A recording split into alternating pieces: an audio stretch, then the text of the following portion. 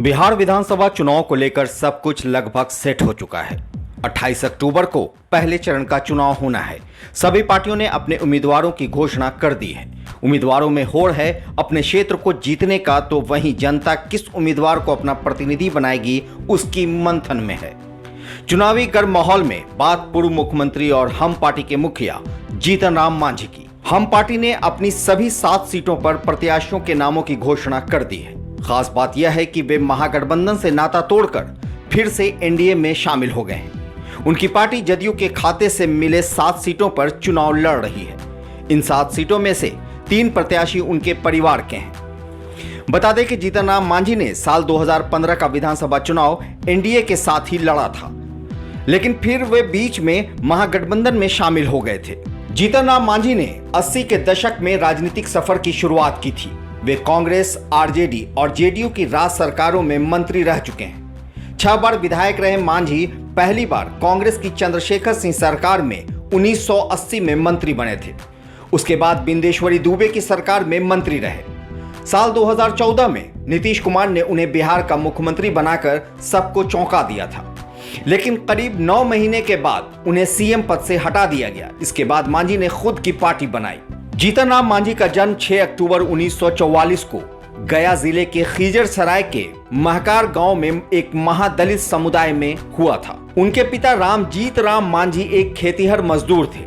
जीतन राम मांझी ने 1962 में उच्च विद्यालय में शिक्षा पूरी करने के बाद 1967 में गया कॉलेज से इतिहास विषय से स्नातक की डिग्री हासिल की। इसके बाद साल 1968 में मांझी को डाक एवं तार विभाग में क्लर्क की नौकरी मिल गई थी।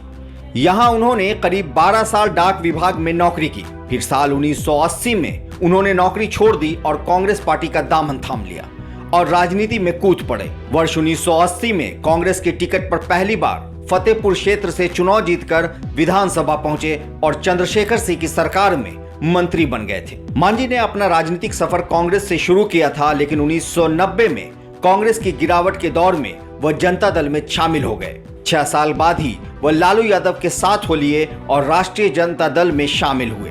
2005 में जब जदयू का कद बढ़ा और उसके सत्ता में आने के आसार बने तो वह जदयू में शामिल हुए। फिर वे मुख्यमंत्री नीतीश कुमार की वजह से जदयू में रहते हुए महादलित समुदाय के बिहार में पहले मुख्यमंत्री बने। 20 मई 2014 को पद संभालने के बाद 20 फरवरी 2015 तक वे मुख्यमंत्री रहे। फिर जब जदयू ने नीतीश कुमार को सीएम की कुर्सी वापस करने को कहा तो मांझी तैयार नहीं हुए और दबाव और हालात की वजह से बिन मर्जी पद से इस्तीफा देना पड़ा और जदयू और सीएम नीतीश से नाराजगी की वजह से जन्म हुआ हिंदुस्तानी आवाम मोर्चा नामक पार्टी का। इसके बाद महागठबंधन में शामिल हो गए। हालांकि 2019 के लोकसभा चुनाव में उनकी पार्टी को बुरी हार झेलनी पड़ी, लेकिन राजद की मदद से अपने बेटे संतोष सुमन को एमएलसी बनवाने में वे सफल रहे।